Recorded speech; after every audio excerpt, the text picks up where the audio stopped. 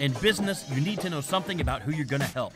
It's time for stories and movie lines. All right, welcome to the show. Today we got Andre Davis from Built.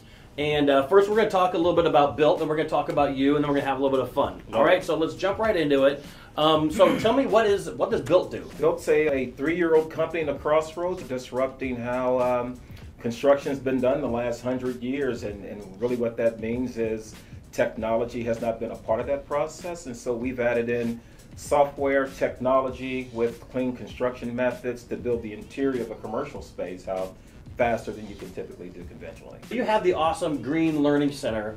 Yeah, so we built that out in September, and it serves as an education center. We call it a Green Learning Center, but it serves as an education center. And what we do there is we bring general contractors down there, we bring the A&D community down there, we bring end users down there, and this is where you can kind of kick the tires, you can touch everything that we talk about in terms of product, and then determine if that makes sense for your space. So I've been there. The place is really cool, and you can see this stuff in action. You can touch, feel, yeah. And there's even some cutaway stuff where you can see what goes on under the floor or whatever. Right. So really neat stuff. Right. What is it that's got everybody so excited? What do you think is all the, I don't want to say hype, but excitement?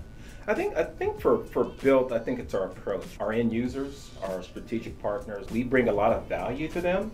We have to communicate what that value is. So we want to collectively, as a design team, go in and solve the challenges that end users face, which is how do you future-proof your space so that when you get to a point in your business life and you want to rearrange or you want to refresh, you do that with minimizing the waste that you would typically do with convention. Here's a typical scenario. You want to rearrange your space.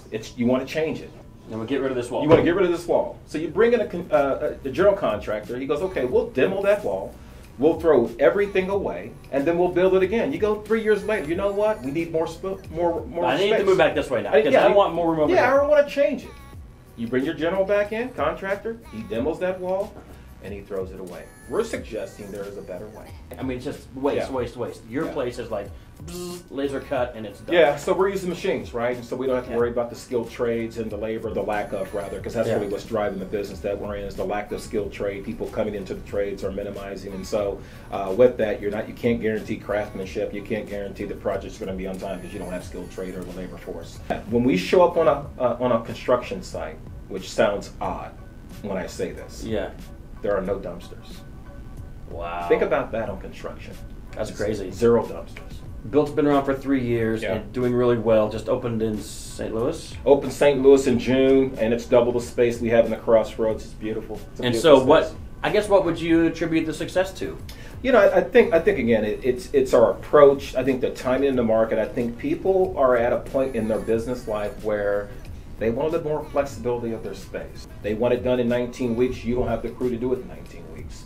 We have lead times that are about 10 days. So in about 2 or 3 weeks, we're on site, we tilt up. So we'll reduce half the construction schedule down just by partnering with them. Let's go to the Andre side, okay? Let's talk about that. So let's talk about Andre. Where did you get your start in business life? I started in 1999 working for the Kansas City Business Journal in a corporate engagement, business development role, and learned that we had access to thought leaders in the community. So I built really good relationships there.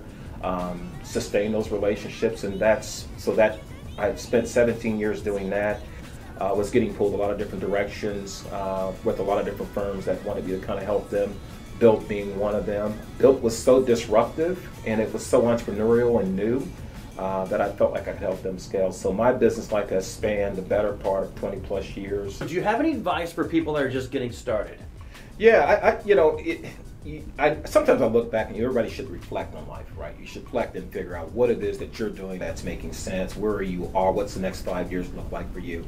You know, what I would tell you is think about what do you want people to say when you leave them. So if you were in a meeting and you walked away from that meeting, what do you want them to say? Start trying to figure out how you're valuable to other people first. You heard it here first, guys. Really good stuff. Thank you, Andre. You're very welcome. Hey, now we're going to have some fun. We're going to do some movie lines, okay? And so we might do Star Wars, we might do Princess Bride, or we might be Pulp Fiction. Which one of those three do you kind of feel like you might gravitate towards? Oh boy, this might tell a lot about my personality. I don't know Princess Bride. It's Star Wars, I just haven't been. That's so okay. I think Pulp Fiction would be my thing. Tell her it's gonna be okay. Be okay. Promise her. Tell her to chill. Just chill out. What's her name? Yolanda. So we cool, Yolanda? We ain't gonna do anything stupid, are we? Don't hurt him! Nobody's gonna hurt anybody. We're gonna be like three Fonzies. And what's Fonzie like? Come on, Yolanda, what's Fonzie like? He's cool. Correctamundo, and that's what we're gonna be. We're gonna be cool. Now, Ringo, I'm gonna count to 3. And I want you to let go of your gun, lay your palms flat on the table, but when you do it cool. Ready? 1, 2, 3. Okay. See you later. All right, bye. Thanks. All right.